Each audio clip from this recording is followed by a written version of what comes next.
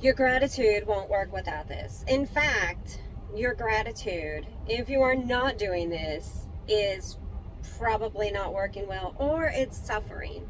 So, there's a lot of talk in the manifesting community about how you need to be grateful, and gratitude is like literally, I have something right there.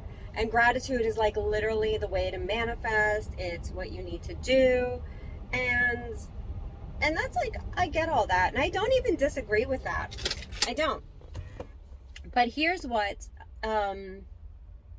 we're not talking about. We're not talking about the fact that gratitude alone won't get you there. Like, being grateful is an energy of appreciation, and being grateful is definitely needed. Being grateful helps. Being grateful will change your manifestation. Being grateful will do a lot for you. But there is something that people are missing when they are attracting abundance. And if you are trying to become more abundant, if you are trying to have more abundance in your life, which is kind of the point of manifesting, is to experience more abundance, more power, more truth, then you're not going to get there if you are ignoring gratitude, because gratitude is a very integral part of that. But what will happen is, if you aren't actually acknowledging abundance, and I've not really seen anyone do this or talk about this or teach this, but if you're not acknowledging abundance, your gratitude is going to be falling short.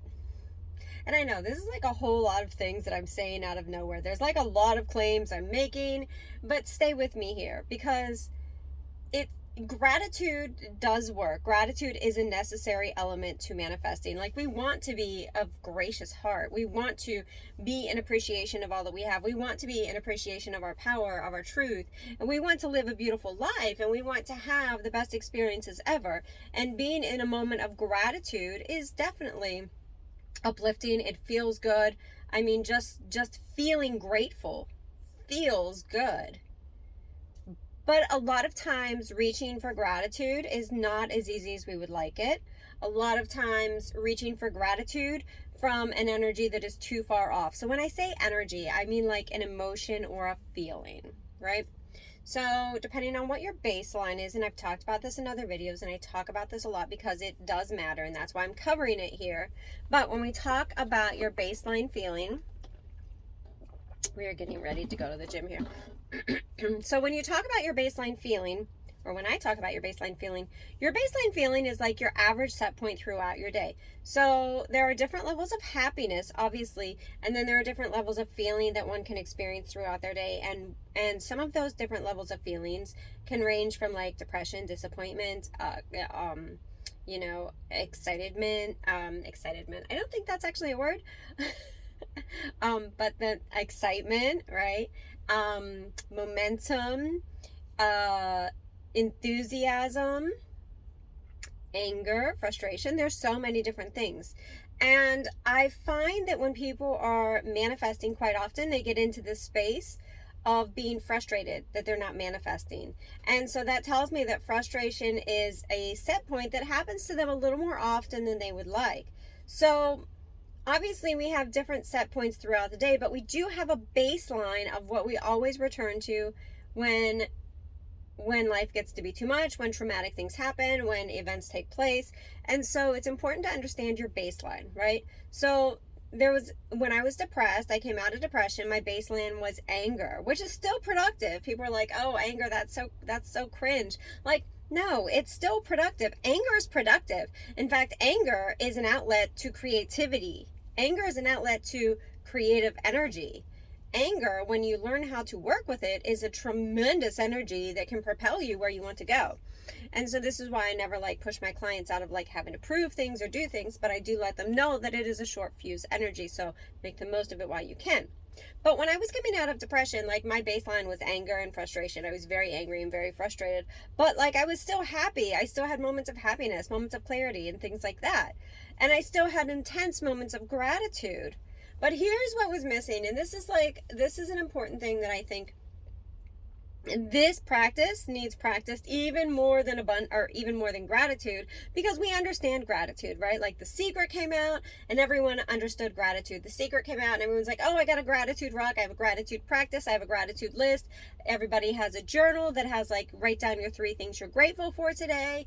Everyone has used gratitude to like manifest what they want, and with a list of what they're grateful for having. We know that we can like trick the subconscious and the conscious mind, because it doesn't know what we have versus what we want. It thinks reality is anything we visualize. And so there's a lot of things there. But gratitude comes after abundance. And that's what most people don't understand. Gratitude comes after abundance. And I bet you've never heard that. And I know you've never heard that, because no one teaches that. And so let me explain to you how gratitude comes after abundance. Because most people are grateful for what they have, and what you have is very limited in the world. What you have is extremely limited in the abundance of the world, just the planet. I'm not even talking about the universe and everything that goes on there. I am literally just talking about this planet.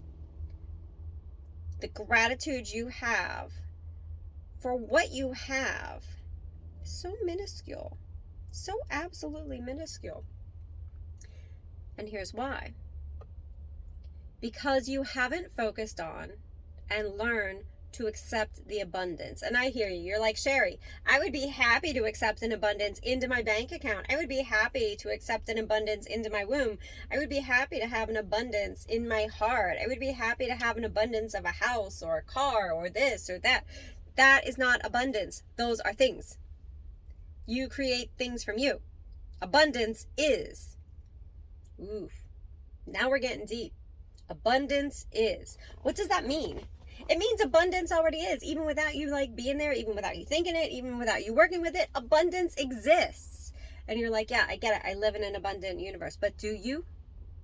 See, everybody tells me they get it, and then I give them this lesson. And by the way, like, people have paid me $50,000 to work with me and learn this. So like, not a minuscule lesson, not a lesson that you should be overlooking. But do you? Because I will say time and time again, and this is a hill that I will die to the death on. You might know it here, but unless you are living it, you don't know it. You have a conceptual knowledge of it. Unless you are living it. And I know you're not living it. I know you're not living it. And here's how I know. You have not tapped into abundance is. Think about it right now. Drop in the comments. What is abundance is to you? I want to hear from you. What is abundance? When I say abundance is, what is it? What is abundance is? So good. So good. I love this. I hope you're loving this. Let me know if you're loving this.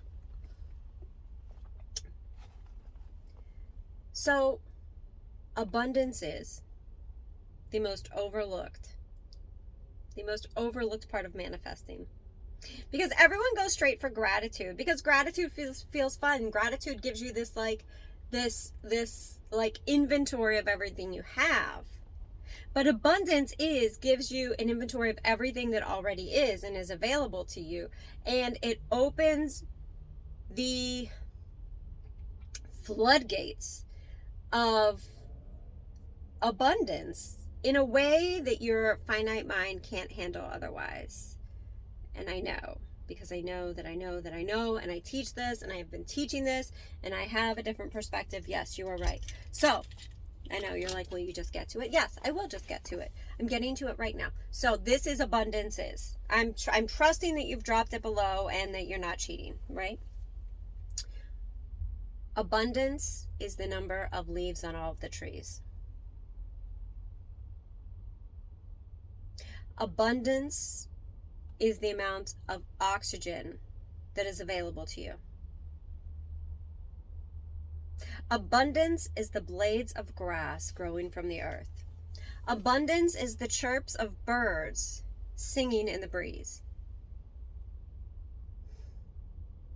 Abundance is the grain of sands in all of the beaches and oceans. Are you getting it? Abundance is the number of steps that you can take in a lifetime. Abundance is the people on the planet.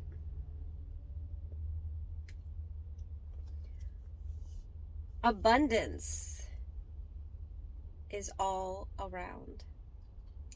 You are consumed by abundance. You are overwhelmed by abundance, but you are not tuned into abundance. You see, when people say abundance, they think of money. And money is a form of abundance, and money is abundant. Money just keeps getting printed and printed and printed. But money is completely man-made, right? Like the construct. It's just a construct. So of course it's abundant. It's like saying, like, you know, yarn is abundant because it's man-made, so we just keep making more and more and more. And obviously we make it out of materials that were already provided to us. Just like with money. We make it out of materials that were already provided to us. But think about that. There's an abundance of beans, an abundance of legumes, an abundance of grains of rice on this planet. There is an abundance of pollen in spring. Not everyone likes. There's an abundance of snowflakes, each individual snowflake. Are you starting to see this?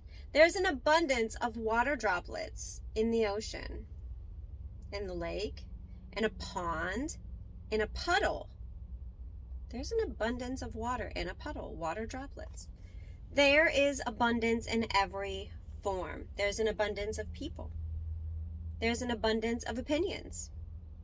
There's an abundance of thoughts. There's an abundance of preferences.